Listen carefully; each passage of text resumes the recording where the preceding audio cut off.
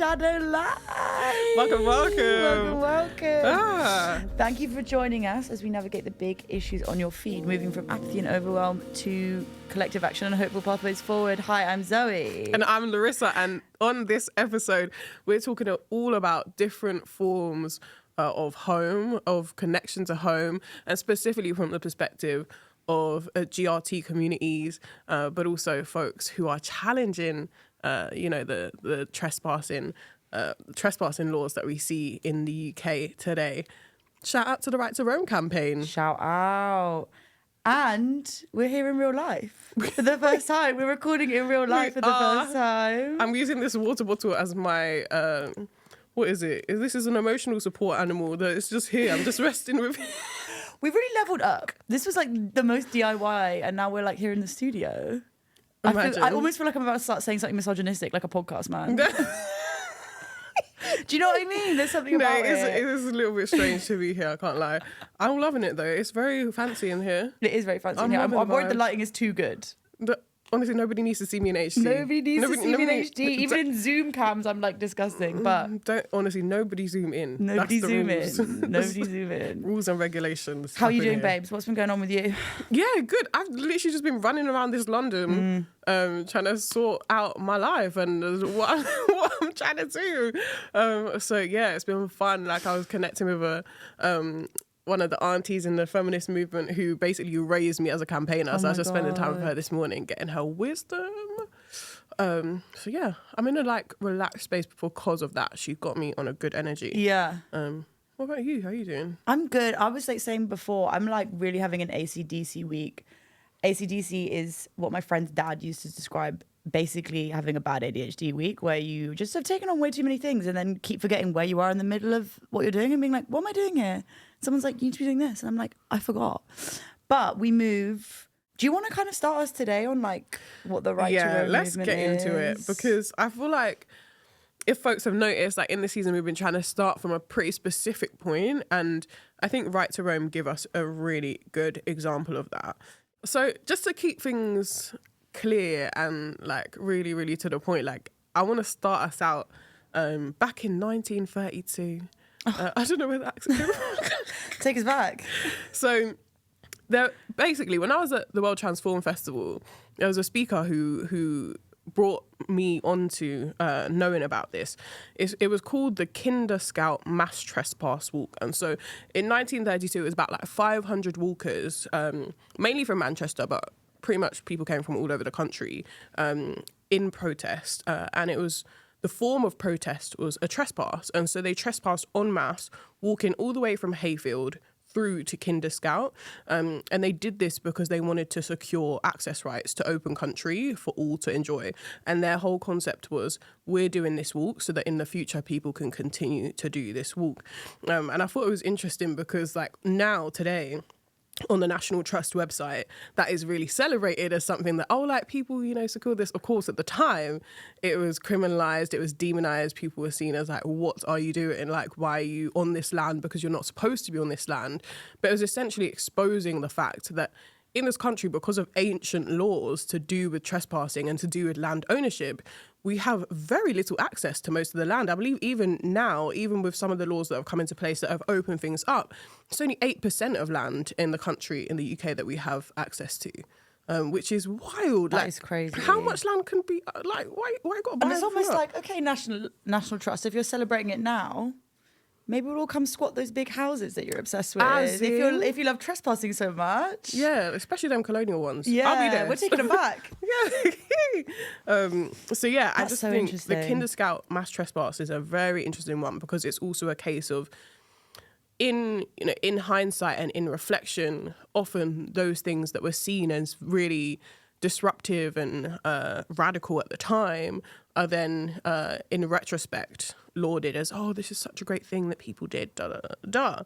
And so actually Right to Roam still to this day is fighting for those rights, for people to be able to access freely, to be able to roam freely, and they're campaigning to bring a Right to Roam Act to England so that millions more people can have easy access to open space and the physical, mental and spiritual health benefits that brings. So I just think that's so incredible that they are drawing on those histories of trespassing and mass trespassing, holding mass trespasses today. So if you're interested in, doing the rebellious thing, go on the Right to Roam website, find where the next mass trespass is, and get walking to protest. And it's one of those things where it's like, just like with when we were talking about the Free the Beach movement, like Scotland has this. Scotland has the right to roam. This isn't like, wait, no, what the hell? Like, we'll never be able to access the land like that. That's just like crazy talk. Like, no, they do it in Scotland. They do it like literally just over there.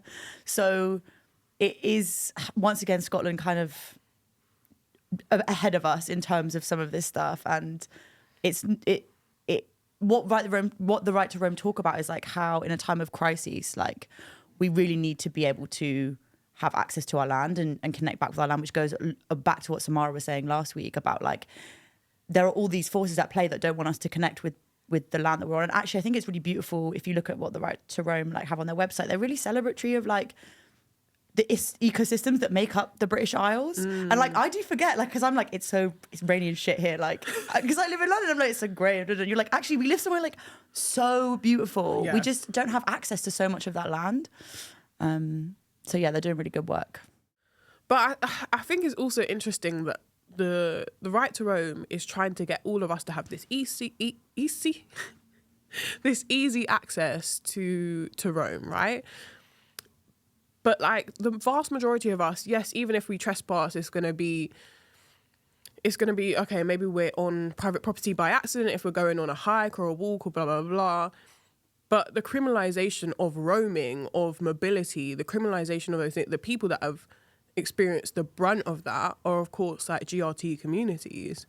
So I don't know if you want to tell us a bit more about like what you've been looking into around GRT folks and what they've been experiencing. I mean, yeah, and like this is a huge topic, and I don't think any like amount of reading would be able to kind of encompass the like diversity that makes up Gypsy, Traveller, and Roma communities. Like in my reading, I like knew it was like a diversity of ethnic groups that are kind of put under this one banner. So excuse me for sometimes using those terms, but it's to kind of encompass those people who have come from like nomadic cultures whose cultures are being criminalized by the British state and have done for years. So Romany gypsies and Irish travellers kind of make up part of this group, but also Scottish travellers. The term gypsies actually comes from when the travellers came here in around 1500. So here is the UK, and the British public thought they were Egyptian, so it got shortened to gypsies, but that's not actually true. You can trace back gypsies' origin to kind of northern India. But within kind of these groups, it's like extremely diverse, and I don't want to paint everyone with a broad brush, basically. But state structures have for a really long time played a role in oppressing and minoritizing Gypsy and traveller communities, basically since their arrival or recorded arrival in the kind of mid-1500s to the Police Crime Sentencing and Courts Bill of 2022. There's a really, really clear and consistent attempt by the British state to oppress and kind of erase these nomadic cultures. These cultures that are on the move, basically. It started back in 1530 with the Egyptians Act, which banned kind of immigration of gypsies into the UK. And when they were found, they were asked to leave within 16 days. And if not, all their goods and property would be taken, they'd be imprisoned or they'd be deported. And this kind of carries on basically up until now. In 1554, we start to see through the state's legislation how actually the elements of the kind of gypsy lifestyle, which is, that roaming, moving around, is a threat to the British state, because in 1554 they had a law which said if gypsies abandon, and I'm quoting, their naughty, idle and ungodly life and company and adopt a sedentary life, aka a stationary one, a settled life, they would not be punished or deported, basically. So we're already starting to see how the state are associating ungodly with a mobile and transitory life. It's really interesting that it's that clear. And we start to see some of the real roots of the discrimination in this country coming from the state and the attempts to legislate them into assimilating or leaving the country, basically. And I think what's really interesting is to ask, why is that style of living, that culture, that mobile culture, such a threat to the state? And why is roaming why are they so scared of people who move around in Rome? And I think that's what's really interesting when we start looking to Gypsy, Roma and Traveller organisers, who are basically...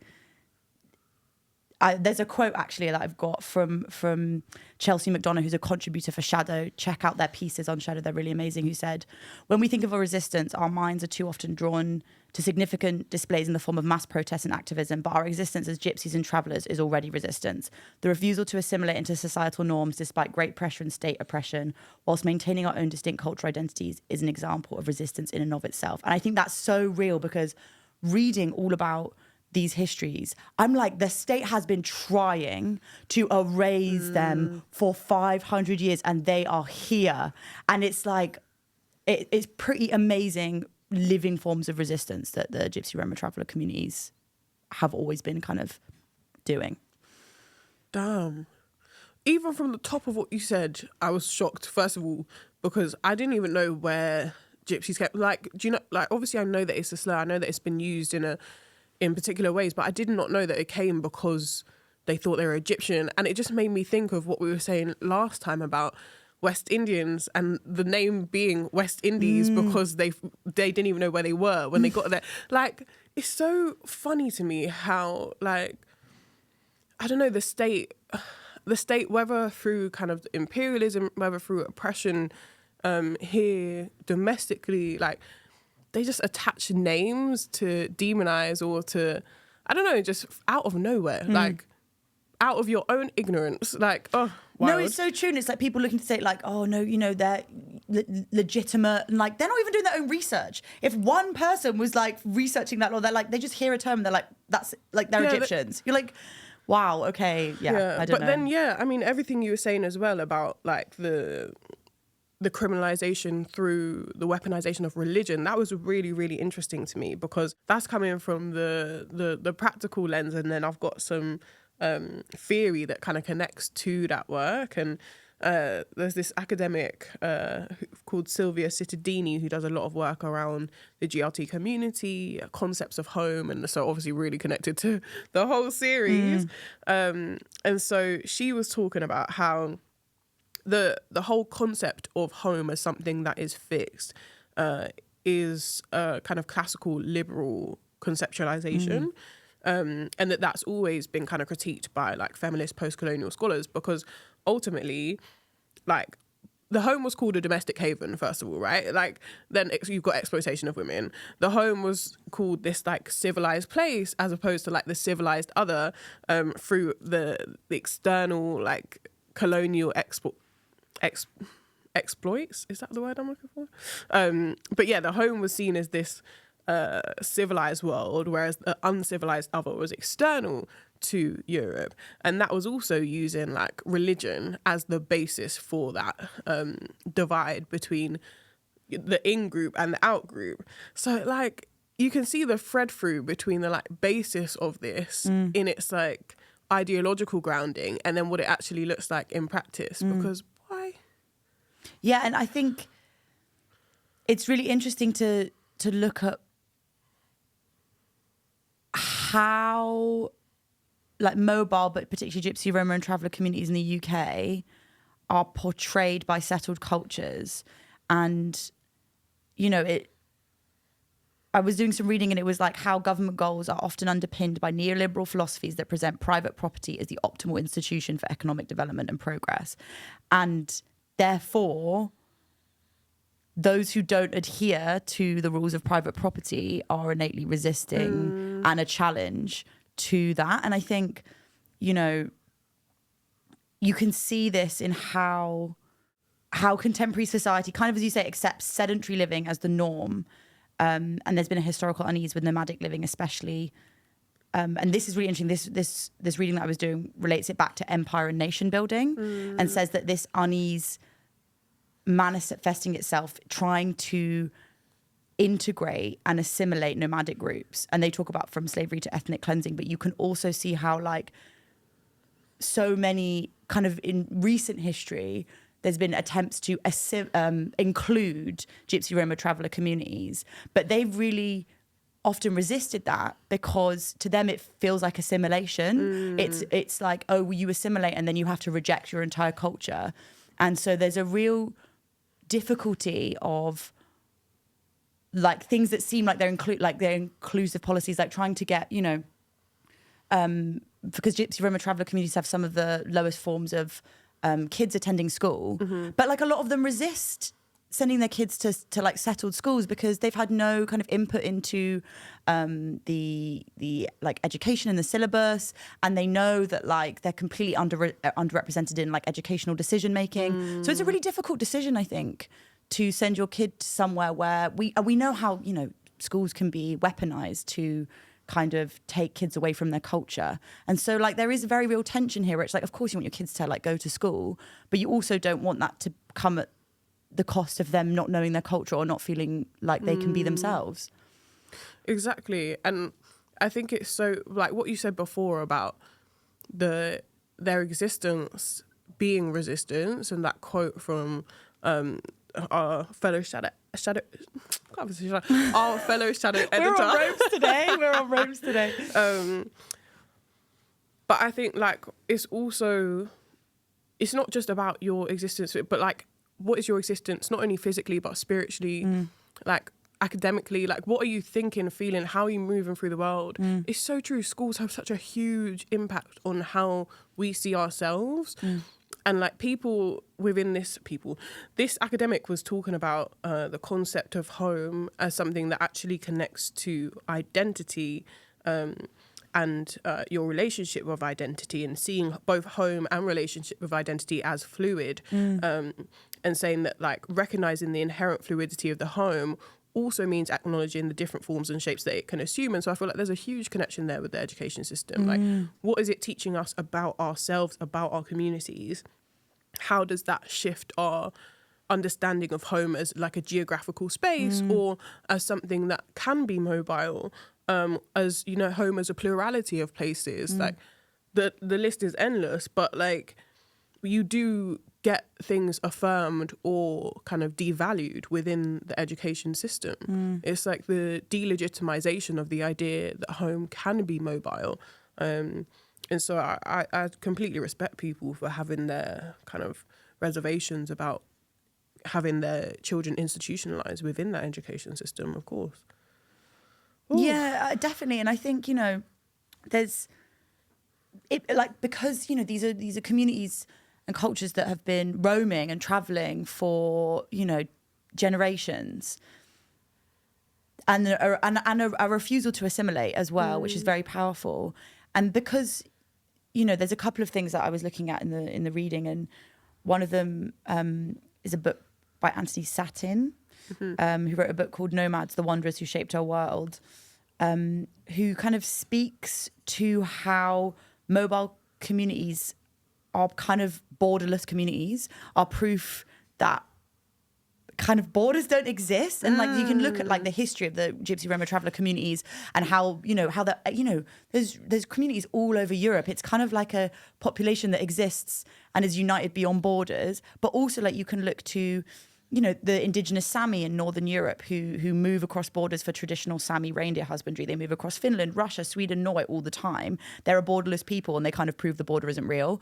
And so that being part of your culture, your history, the way that you move, you are you are resisting the state and the border as you go. And I just think that's like, again, it's another like in the way that those communities are living is just a threat to the state and like a threat to the school system and all of these things. Because like, you know more than anyone how all these things are like linked, and it's just like, yeah, it's very interesting. I think that is so interesting, because I'm also thinking about this from like an abolitionist perspective now that you're saying that. And if the state doesn't have jurisdiction over you, they don't have the right to hold you accountable, because you're not giving your consent to be policed in that way. That's so interesting, because I can imagine why that is seen as such a threat, because then how can they even police those communities, even though of course they have been heavily criminalized? But how do you even coordinate that across borders? How do you like the ways that they can target settled and like physically rooted communities is completely different from how they would have to approach that, because you don't, like, who are you to say I can't do what I'm doing, because I don't even recognize you as having any power or jurisdiction over me. Yeah, Rotted. no, true. And it's Chelsea talks about this a lot. So when it came the police crime sentencing, let me get this. The police crime sentencing and courts bill, which was passed in 2022, which we did see, you know, a lot of movement coalition building between kind of like feminist movement, like Black Lives Matter, like Extinction Rebellion, but also the GRT organizers.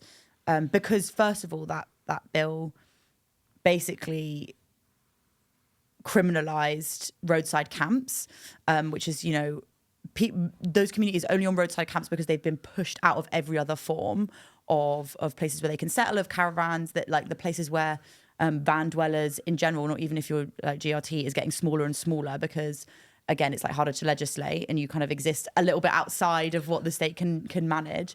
So people who are living on the roadside camps are only doing this because it's like there's so few places where they can stay. And now because of that bill, they can face time in prison for that or £2,500 fine, which, you know, is just like the kind of most... It's like you're pushing people to the roadside and then you're fining them for being there. Yeah. And so, you know, Chelsea speaks a lot about how in that kind of the wake of the PCSC bill, they really started to understand what they do as kind of abolitionist. So a quote is, when as a people you've been criminalized for hundreds of years, it is much easier to see not only the role of police in oppression, but also seeing that there are ways of organising community and living that don't rely on carceral institutions or thinking. And they say that there's so much about the ways that Gypsy and Travellers live and exist that can provide support to abolitionist imagining, often living in extended family units and providing familial support that reduces the reliance on state institutions such as care homes, additional childcare, and provides a model for different ways of living, which is so true. Like, it's so true. That is really cool. And like, it really connects back to what you were saying before about the kind of issue being with private property, because it's making me think back to the episode last series with Avia and how we were talking about, you know, the police as an institution existing to protect private property because of capitalism's like overwhelming preoccupation with the protection of private property above all else. And so, of course, people in some of the best placed people to show us where we need to resist that are the people existing outside of that. That's something is clicking in my head right now from what you just said. That's really, really cool. And it's really interesting, I think, as well, because you look at like a lot of places that are now like, or countries or whatever, that are bringing in kind of private property. I'm actually talking about something that happened in 2003 in Mongolia, but like it's a bit more recent than that happened here in the UK. And how like they basically said in Mongolia in 2003, they were like, everyone gets a patch of land because we're trying to like divide up the land. And basically all the nomadic herders were like, what the hell? That doesn't work. Like, it doesn't work because our lives are dependent on moving around so that our cattle can graze and so that they make sure that we're not like over exploiting the landscape and then we can't, you know, continue our way of life and continue kind of our livelihoods. And like when the landlord doesn't permit that, you're basically killing off a way of life. And it didn't make sense. And also they were saying that loads of the Mongolian nomadic farmers just weren't abiding by it. They all just were like, whatever, we all just graze on each other's land. Like it's whatever. Whatever. But it's like, but you know, it is like, you look to lots of ways of living. Like if you look back to the root of nomadic living, often it's because you had to move around in order to survive so that the landscape that you were living off had time to regrow and you weren't over exploiting it. Yeah. So it comes from a place of actually like really sustainable resource management that we have lost somewhere. Yeah. And like, yeah, I don't know. There's a lot of wisdom to it, basically. And like, if you present it to people now who like live off the land and like know about their landscape and their environment, they'd just be like, yeah, that doesn't work. That doesn't make sense. That's so interesting because it's making me think about, I'm connecting what you're saying about that policy to what you said before about the imposition of like housing policies on Romani people. And then I was also reading this piece from Albanese Urlek, I believe is the pronunciation, who was talking about like, does imposing a housing policy on a group represent a form of violence? And like, does imposing that kind of agricultural policy on those farmers represent a form of violence? Because you're essentially killing off a practice that's been going on for God knows how many, like probably centuries. I mean, I don't know, I didn't read that piece, so I'm just, this is pure speculation. But like probably centuries For what? To do something that doesn't make sense. Like, that is a form of violence. Oh. Yeah, and I guess what I like, because I read a little bit of that piece about like how housing policy could be seen as violence when it's like that's only one conception of what a home is and what having kind of safe and adequate shelter is. Like, what is it? Just like a mix of like NIMBYism, racism, and fear of the state that stop there just being more caravan grounds for like Gypsy, Roma, and also just more like there's lots of people who are van dwellers and like that's their way of living because it's way more affordable than like renting here in the UK for sure. Like, is the problem like? What's the problem? Is it just racism? I'm so sorry. This is not an answer to your question, but like as you were just talking about vandalism, that's really got me thinking about, you know, on TikTok that like there's that trend of van life. Yeah. Is this not now like so you white middle class who have chosen to do this can do it? But people why that's so true. Why the van life girly pops able to go around doing their stuff? Like how?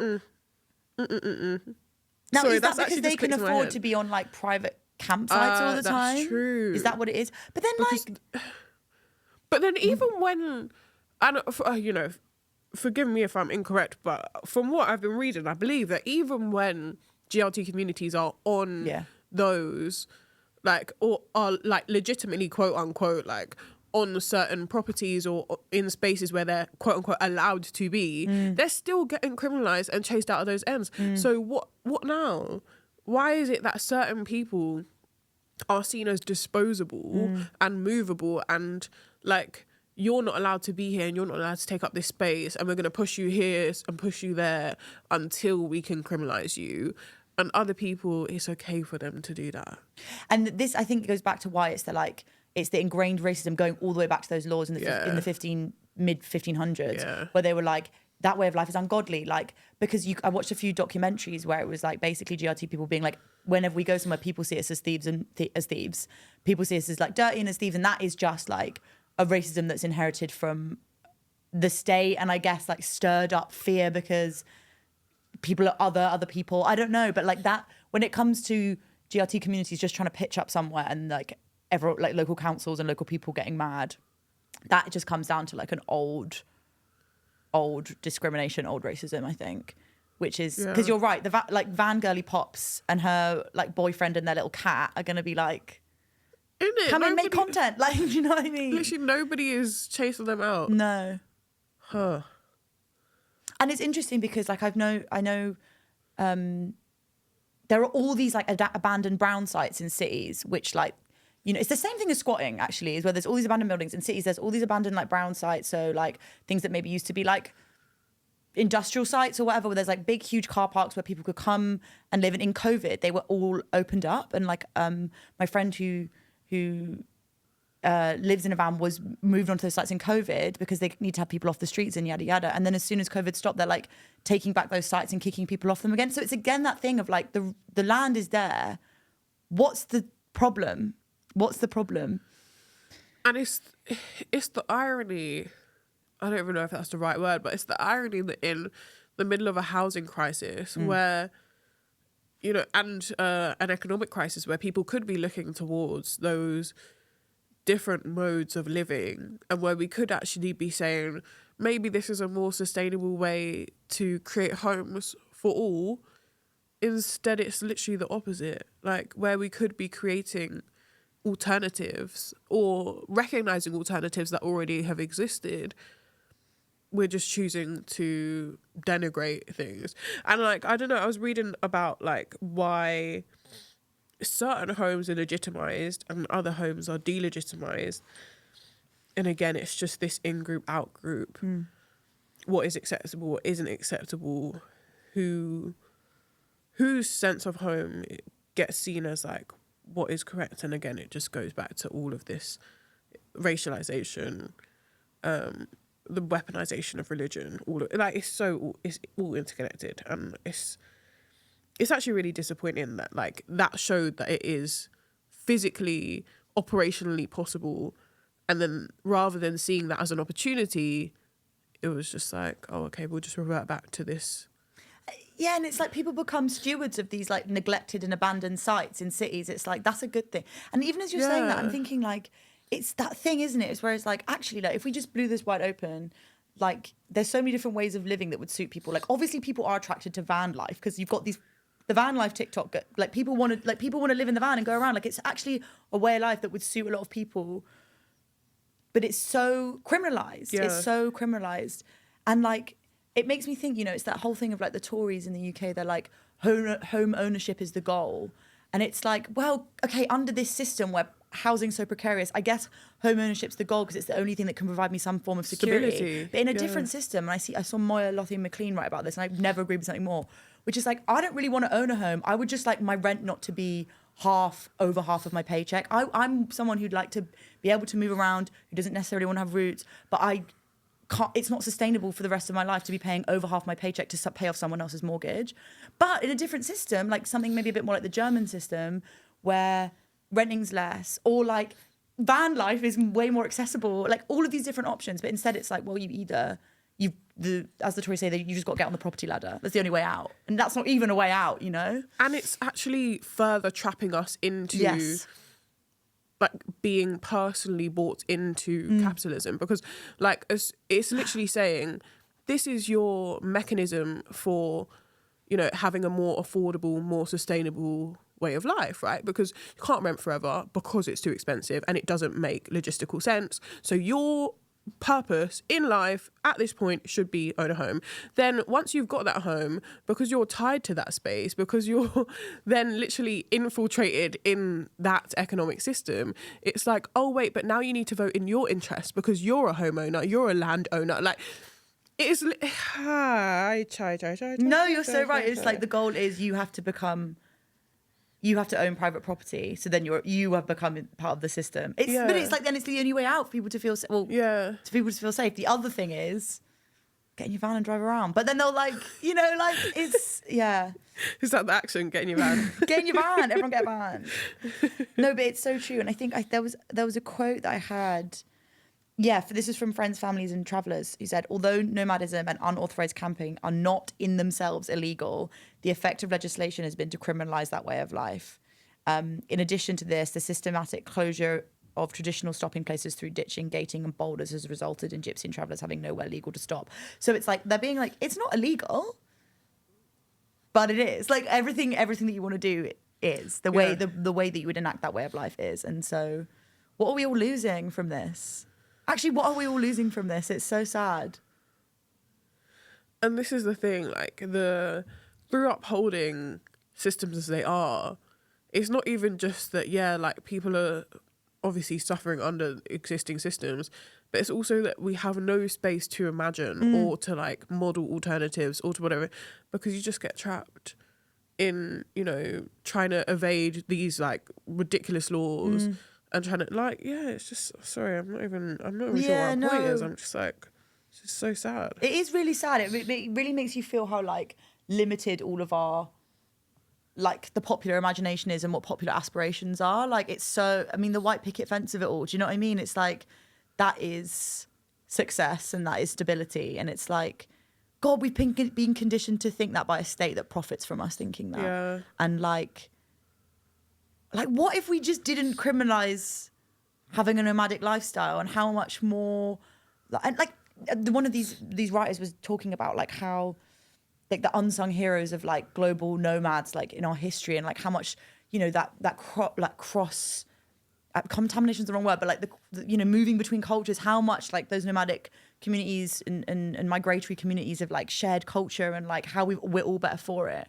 And now we're kind of in a society which is like borders, house, stay stationary, stay where you are, like never meet anyone, never like, and it's just like, oh my God, we're suffocated by our own short-sightedness or something. And it also makes it so much easier to place blame on GRT communities or anyone that's racialized as other, because it's like, okay, this is like the four walls of your community, it's those people that are the problem, like, rather than being able to criticize, maybe the government or whatever. It's like, oh, okay, if we keep people boxed into this like very limited sense of, this is my home, this is my community, this is like my four-walled existence, then think it makes it so much easier to demonize people outside of that or who live differently to that. I think this is also why like it's really important to engage with like the storytelling of Romani communities and GRT communities, and like because I was looking at this podcast called Dwelling, and it was all around like the history of nomadism, and like speaking to folks from different forms of both actually nomadic and static GRT communities or like descendants of GRT communities. And so I definitely recommend that to folks who want to think about this more, because like I know that I used to be, this is such a random like part of my former life, but I used to be the UK youth delegate to the Council of Europe Congress of like local and regional authorities, and like in that space they're actually quite good at like talking about GRT communities, and it was actually the UK delegation that kept like raising these issues in that space. But then and at that point when I was like, must have been like 18, I was like, yeah, this is really positive. But then reading this stuff, I was like reflecting on like, was that good? Yeah. Because like, are you actually listening to the stories and lived experiences of GRT people, or are you just projecting? Yeah. Yeah. So yeah, I think storytelling and honouring and listening to and actually being responsive to that storytelling is really, really important, rather than just like, oh, we need to see the right to home and the right to housing as something that is like inherently intertwined. Like those are actually two different things. That's so true. That is so true. And I think, you know, we came off of last series really talking about the home in the sense we were talking so much about housing justice, but actually home justice, I don't know what the word, like it needs to be a bit more expansive, doesn't it? It needs to be more all encompassing, because it's really, really not just about buildings. It really is not just about building. It's about a right to your way of life. I don't know. It's so much more expansive than that. The right to your culture, the right to be who it is you actually want to be. And that cuts across so many issues. Like we could be here all day. Yeah, I think, you know, there's also something here, because I was looking at that thing I was mentioning earlier, which is about, you know, a lot of these nomadic and migratory communities, it's about responding to the land and responding to, you know, which resources are, you know, a bit overexploited and moving on. But like, as climate change gets worse, on a global scale, on a local scale, moving around is going to be a form of survival. Yeah. And like, there's a lot we can learn. Basically, there's a lot we can learn, and we're not really in a place to learn it right now. But like, yeah, there's a lot we can learn from nomadic and migratory communities who are in tune with these things. And, you know, if we keep on the way we're keeping on, we're only making things worse for ourselves. I don't know. It's scary. Yeah. And also just connected to that, like, and the futures that are ahead of us, like we're already in like quite a dire position in that, like, I don't know, I'm just thinking about when I was reading, I was finding these statistics around like homelessness, and now I'm connecting what you're saying about what's to come ahead of us with like what Samara was saying last week about like, would there be homelessness if we lived in the ways that our ancestors lived and lived in the ways that our communities know to take care of one another? And I believe it was the annual review in 2022 that said around 4.2% of those recorded as sleeping rough by relevant services, and that's the phrase that they used, by relevant services, were Romani. And that rate had remained quite constant over the years, and that's about like 400 to 5 people spending at least a night on the streets of London in the course of a year. And so how are the policies that are displacing people and criminalising people who would otherwise have nomadic lifestyles that honour a space for home and that allow them to have a sustainable home, how is that actually producing homelessness and further disruption, and how would that actually be compounded by the nature of climate refugees and climate-based displacement? It's scary stuff. It really is. And like, you know, I think you're right in the sense that, coming back to what both Kato and Samara said about, you know, like how homelessness wouldn't have existed, as you say, if we were living in a different way. And like, it's interesting looking at what some of the GRT writers have been writing about, how being like, you know, old people's homes are just not a concept that exists for them. They would never do that. Like, that's like, as in, yeah, like just being like, that's such a rejection of the care that we're supposed to practice as part of a family. Like, it's just against it. And it's like, God, in, you know, a lot of Western countries, we are really spiritually like, we've lost something, and everybody else looks at us like, yeah, it's kind of scary. I can't lie. Like, the way these countries treat old people is terrifying to me, because like it's also, it goes back to that sense of who is seen as disposable. Like, if you're not a property owner, if you're not a worker, if you're not a seer, and it also goes back to like private property isolating us outside of our communities, because it's much easier to have a functioning kind of community care system. Easier is the wrong word, but it's like, it works better if, you know, you have it, it takes a village, so to speak. Like, you can rely on your neighbours, you're working as a community, you're not like isolated in your nuclear home. Like, I'm so scared of that. Like, I'm so scared of being in the nuclear family, isolated in your home. You're trying to raise your kid like on your own. Like, you know, new mothers are like the loneliest demographic in the UK, which is just and it's all part of this like idealized version of what family and home should look like, which actually cuts us off from so much. And it leads you to, you've got a work job and you look after your kids, and like, you don't have anyone to help you. So then, of course, like suddenly like an old folks home becomes a much more attractive if you literally don't have the bandwidth to do all this care responsibility on your own. It's like, all of this stuff is compounded into disconnecting us from each other. Yeah. That is scary. The only reason I don't fear that is because I told my sister any child of mine is a child of hers. It's by force. And all my friends, I hope you're listening, because I told you that too. So, like, I'm trying to start a commune, really. Yeah. I'm trying to start a commune. Like, not like a commune, but a semi-functional commune. I was ready for that. I really want it. I want like some kind of, I keep talking about the community meadow. I want me and all my friends to have houses with all our back gardens go onto each other, and we knock it down, we make one big back garden, and we like farm our food. I love this. You know? And then we don't need the old folks home. It becomes old folks village. That's actually such a cute idea. Yeah, we just all need the money to buy houses that all back onto each other. Right. So that's the first issue to the community meadow. But once we've done that, it's over. Unstoppable. I'm so excited. But it is scary. I think it is scary. And I feel... But then also there's all this hope in the fact that like GRT communities are still here. They've been here. Yes. Like the way the state has come for them and criminalised almost all aspects of the kind of nomadic aspects of their lifestyle. And they're still here, and they're still shouting, and they're still protesting, and like... and also like just living normally and living joyfully, and like that's...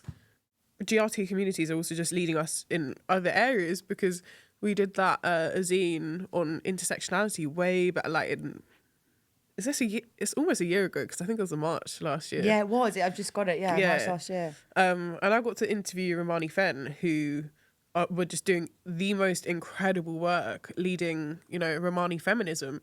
And that for me is like, yes, there's hope in nomadic culture in and of itself, but there's also hope in the other things that GRT communities are doing that we should be listening to, because they were doing all of these like sessions. Actually, at the time that I spoke to someone called Isidora, and they were like bringing in Black feminists from the Combahee River Collective to do like a dialogue around the connection between Black feminism and Romani feminism, which was so sick. Whoa, that sounds sick. And so they're just doing really cool work anyway that we should be listening to and learning from. Yeah, I think that's it, isn't it? It's about like what we can all learn from each other, and I don't know, like Maybe it's about trying to get all those van life girlies together and like Politicize them. Politicize the van girlies. Radicalize. Yeah, the tiny van people. Why are they Their tiny? collective Instagram followings must be 1 billion or something. All of Why those are they van- tiny? You know, they're like redoing my little tiny van and like, I don't know. I thought you meant the people were tiny. No. So I was confused. No. Yeah, maybe we need to get them on board, on side. Hope and action. Hope and action. I think we've done hope, but like action maybe. Actually, I know mine. I think mine is actually, I really, from reading, was like, I don't know enough about this. I really do need to like go home, and there's a couple of books that I found that I dove into a little bit, but I didn't get to finish the full thing. So I think for me, I actually just need to go and learn my history a bit better, because I'm bad with history. I'm not gonna lie. I was a geography girly, and my history is bad. But it was talking about how like, you know, there's so much othering that happens with GRT communities, when actually they've been part of British history since the 1500s. Like that is like a huge part of British and European history, yet we don't treat it like that. And it's like, I think I need to like be thinking about my British history, be learning about GRT like communities in history as my own history, because we are part of the same country, and like that's something, yeah, I'm gonna definitely do some more reading. That's cool. Yeah, I would like to do some more reading as well, actually. I think my action, though, is going to be to go on a mass trespass. Oh my God, no. Yeah. I think I would really enjoy it. Like, yeah.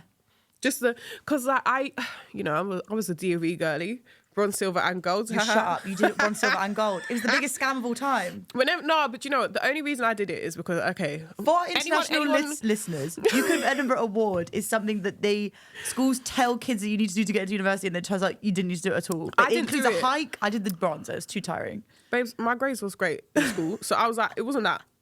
It was not that. It was...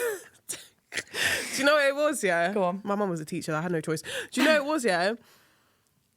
My nan found out from someone at church that if I did gold, she could go to a palace. Anyone with an old Caribbean grandparent probably knows that so many of them are obsessed with the royal family, like to the point where they have the collectibles, like the little spoons that have like the little pictures on. Yeah. They love them things. Anyway, so my nan was one of those little item collector people who loved the monarchy off, like loved them down. And so as soon as she heard she could go to a palace if I did gold, I was doing gold. Like that was Did you go? Did you take her? Yeah, what do you mean? That was one of her favourite days ever. And like, even though I am not a fan of the monarchy, like the fact that my nan had such a good day made it worth it. And I actually really enjoyed it. I can't lie, because I used to, growing up, I always thought like hiking was for like white people. I don't know. And yeah, like it kind of got me into it. And then when I was out in Latin America, I was doing bare hikes and stuff. So I feel like maybe if I hadn't done that and seen that, I actually can physically do that. Shout out to the Duke of Edinburgh. Yeah. Made you realise you're a hiking girl. The Duke himself. The Duke himself. I didn't think that's where this episode was going. And we just want to thank the royal I'm family. not spilling my water. My backside's wet. No. Okay, well, I actually am definitely down to do a mass trespass. I've heard they're really fun. I've heard people like doing a bit of music, doing bits and bobs. Apparently it's amazing. So let's actually get that. And if you're out there and you want to join us, maybe we can get a little shado group. Email us, man. Send it like podcast@gmail.com. Let us know if you want to come on a mass trespass. Or DM us at shado.mag. We'll put it out there. We'll be like, who wants to do a big mass trespass with us? And put it on socials. Okay, so action point, join a mass trespass. Get the girly pops involved. Yeah. Okay, I think that's great. Let's leave it at that. Awesome. What are we talking about next week? Next week, we are chatting to the legendary Leticia, who is someone who set up essentially black spaces in Buenos Aires. Anyone that knows Argentina knows that is no easy feat. So, yeah, I'm really excited to talk to her about the ways that she creates creative spaces that bring a sense of like home for folks who are like home away from home. Yeah. I'm so excited for that one. It's going to be great. All right. Like, comment, subscribe, guys. That's the bit that always makes it feel like we're YouTubers. I can't lie. I feel like back in the day, I don't know if you watch things like O2L and them things like... Who? No, okay, let me not expose myself. Who? Let me not expose Who? The O2L. Who is that? Do you ever watch like Connor Franta and like all of them? Oh, please, let me I just maybe shut up. was on a different side Let of me YouTube. just shut up. Maybe I was on YouTube, but Were you watching like Dan? who's Dan? What was I watching? Let me stop talking. Oh gosh. Okay, guys, comment down below who you used to watch on YouTube, and we'll reply to all the comments. Oh, you mean on Insta? I was like, where are they commenting on Spotify or Apple Podcasts? Comment on Spotify who you used to watch on YouTube. Comment on Insta. Let us know. Love See you all. yous. Bye.